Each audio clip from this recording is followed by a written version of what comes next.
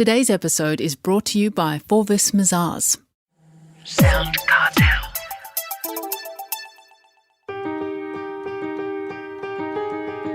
From SoundCartel, I'm Nicole Goodman, and this is Business Essentials Daily.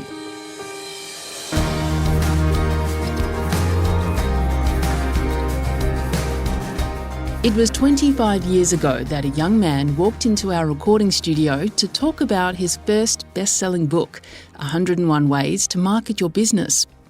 The author is entrepreneur Andrew Griffiths, and since then he's gone on to write a further 13 books, which have been published in more than 65 countries.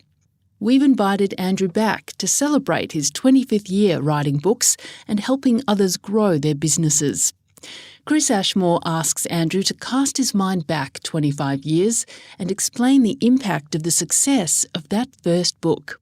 I guess for me, at the time when I wrote it, I was running a little marketing company in Cairns, and I wrote this book and it happened to get picked up by a great publisher, Alan Unwin.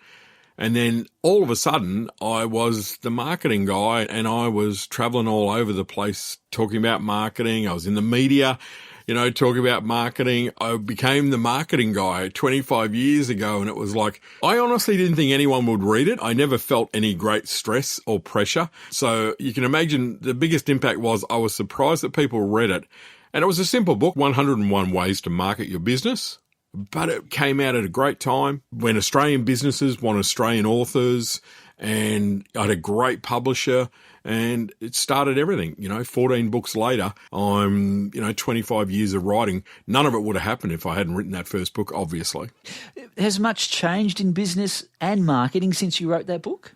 I think there's a bit of both, right? There's a lot that's changed. There's a lot that's stayed the same. In business, far more competitive. I mean, we used to think it was competitive back then. Now it's incredible. It's very easy to lose relevance, I think, in business. That's one of the big issues I see, because there's so many distractions and competitors and new products and new services. Staying relevant is a challenge. I think there's more opportunity than ever for us in business. So the other side of that coin is that we can kind of reach more people. It's more accessible. But there's also this rapid rate of change that things just move slower. Things change, but I think about Y2K, that was 25 years ago now when we were dealing with that. It feels like yesterday, but things have just sped up. And it's probably the same with marketing as well. I think marketing has become a lot more complicated and a lot more complex. There's more channels. I mean, how many different social medias do we have to cover? And it's very easy in business now for us to get obsessed when it comes to marketing, perhaps with the wrong thing. And what I mean by that is probably the platform versus the message. So there's a lot in there overall, but there are plenty of things that have stayed the same. Well, I was going to say, if you wrote the same book with the same words today, would it still be relevant? No, I laugh now when someone sends me an email in the subject box that says I've just bought 101 Ways to Market Your Business, and I just go, oh no, because it was written 25 years ago. And, but it was really interesting because I got an email from a guy not so long ago, and he said to me, you know what, Andrew, I know that this is an old book, and look, there are things in there that I'm probably not going to do. I'm not going to dust off the fax machine and start randomly faxing people. But he said the majority of things in here are what I would call old school marketing ideas, and we're not doing that stuff anymore. And in fact, that's become more important than ever. And he kind of sparked a bit of a thought in my mind where I am going to republish it as 101 old school marketing ideas, because I do think that there are things like building relationships and connection, communication, building a brand, staying deeply connected with your customers, market your business all of the time. All of that stuff is still hugely relevant. It's just, I think my internet marketing section was, the internet is coming, it will be good. And that was pretty much, that was me covering it pretty extensively, mic drop and walk off stage. So there's stuff in there that, with a bit of repurposing, keep your eye open for 101 old school marketing tips. That'll be coming soon. I can't wait for that. Well, the internet, as you say, it's changed a lot of things, and there was no social media marketing back when you wrote that. But how has that changed things, the social media and the World Wide Web? Well, again, it's so much that has changed as a result of that, right?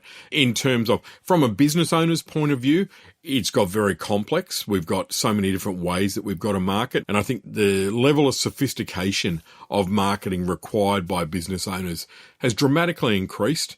A great side of obviously the internet and social media in particular is that now you can be found a lot easier than perhaps, we were able to be found before. A lot of the time people would make purchases purely because of geography.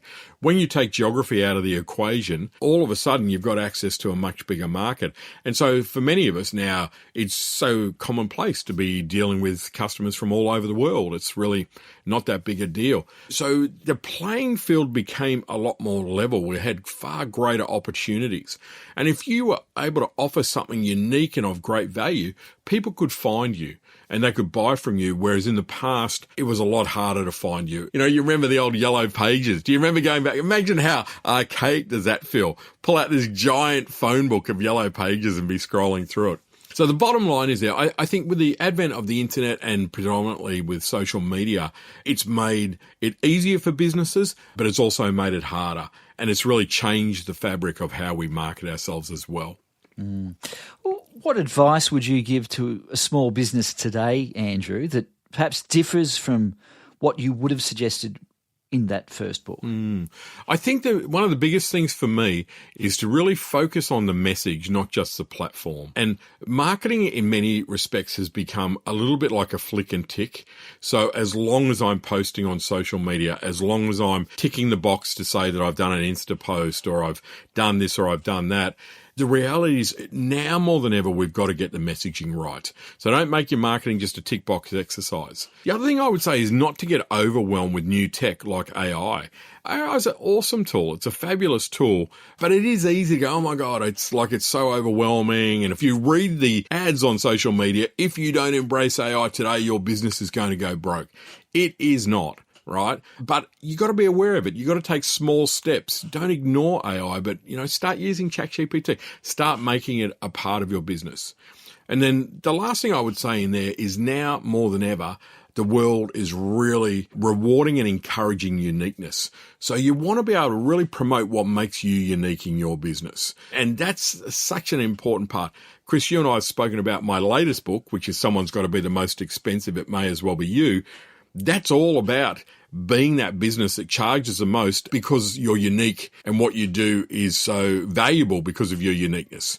So when you look at it and you go, okay, that's the kind of opportunity that we have. Celebrate your uniqueness. So the world, has many, many opportunities, I believe, for all of us in small business owners today, but we need to realize that it's a different world. There's more people that are easily accessible. The competition is ferocious. The real key is you've got to get better and better at standing out from the crowd. And I thought we had to do that really well 25 years ago with a newspaper ad or an outdoor sign or a letterbox drop or any of those things. Now it's really difficult. So all of the emphasis and all of the energy needs to go into figuring out how do you embrace what makes you unique and then sharing that with the world.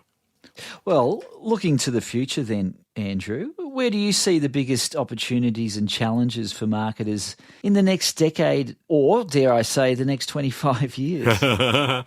Keeping up is a challenge. I know when you get a bit older, it's hard sometimes to keep up with tech, but the reality is that all business owners are struggling with that. So keeping up, and the big issue is homogenization, where businesses start looking the same. We move down to that whole kind of homogenization, and it's very difficult then, to stand out from the crowd. So, for that purpose, AI is both a blessing and a curse in some respects, because all of the tech makes every law firm look the same, or every accounting firm look the same, or every marketing company look the same. So how does the consumer decide? So that's the challenge, is making yourself differentiate or be different. The opportunity, though, is realistically, the world is your oyster. I cannot think of a more exciting time to be a marketer or to be in business, even though it's so amazingly competitive.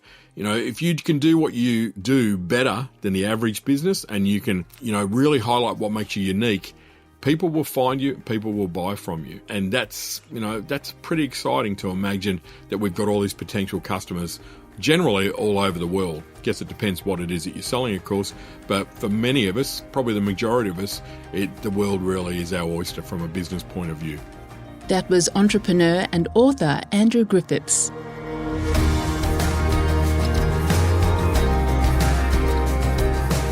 Business Essentials Daily is a SoundCartel podcast.